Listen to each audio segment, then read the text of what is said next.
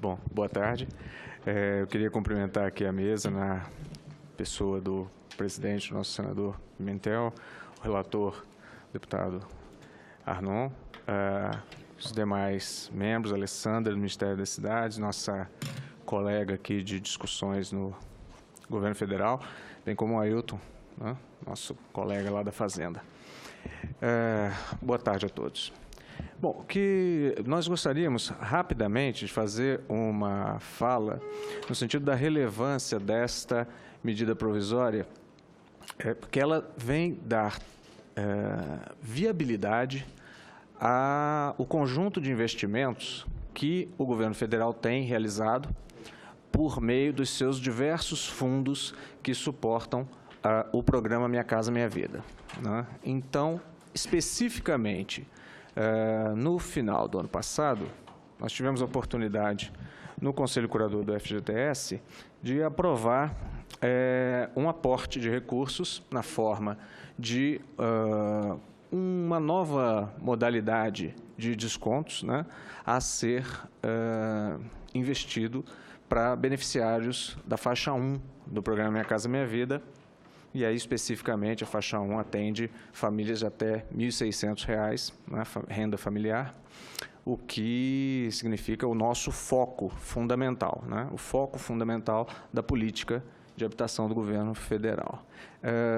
Essa possibilidade de aporte, né, trouxe tranquilidade para os investimentos do programa Minha Casa Minha Vida, garantindo que o ciclo econômico, né, construído a partir dos contratos com as construtoras que estão executando as obras do programa, tivesse uma perenidade. Isso, para nós, foi fundamental para garantir a continuidade das obras e a tranquilidade do conjunto de atores que trabalham no programa, né? Tanto as construtoras, seus empregados e os próprios beneficiários.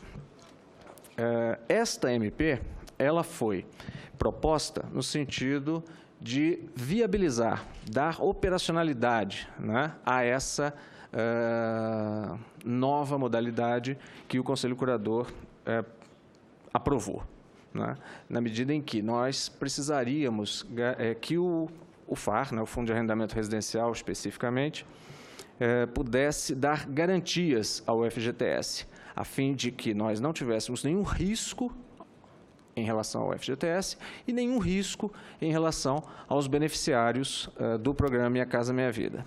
Assim, ele vem permitir, a MP vem permitir, por um lado, essa garantia, que o FAR possa prestar essa garantia, né, ao FGTS e aos beneficiários, e, por outro, permitir que haja uma antecipação de recursos para melhor planejamento dos contratos com os beneficiários finais. Então, basicamente, nós estamos tratando dessas duas questões na MP.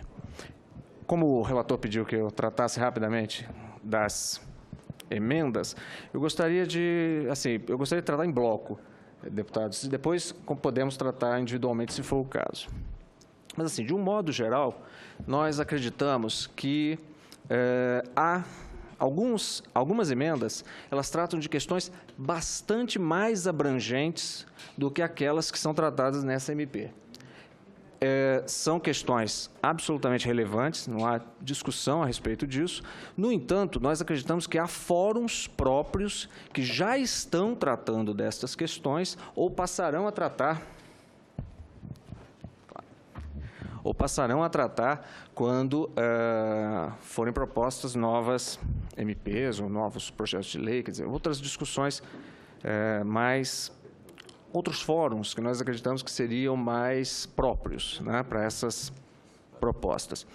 Há algumas questões que nos pareceu que foram propostas em função de situações muito pontuais, que esta medida provisória veio exatamente solucionar. Por exemplo, emendas que tratam da exigência de pagamento de atualização, caso houvessem atrasos, né?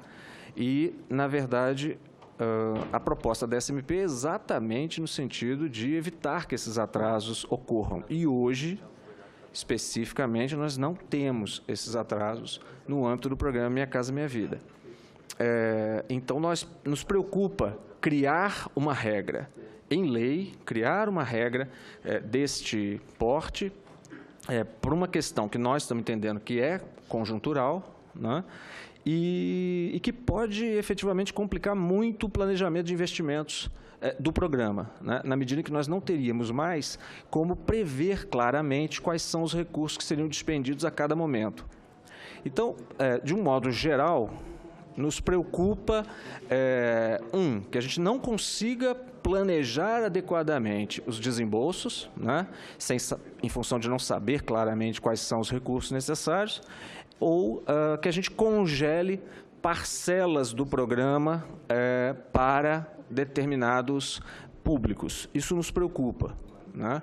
Haviam aqui propostas de criação de um programa específico para um setor social, e haviam propostas para a definição de um percentual específico para determinado número de cidades. Isso nos preocupa um pouco, né? Mas, por óbvio, nós estamos aqui para fazer esse debate. Eu agradeço.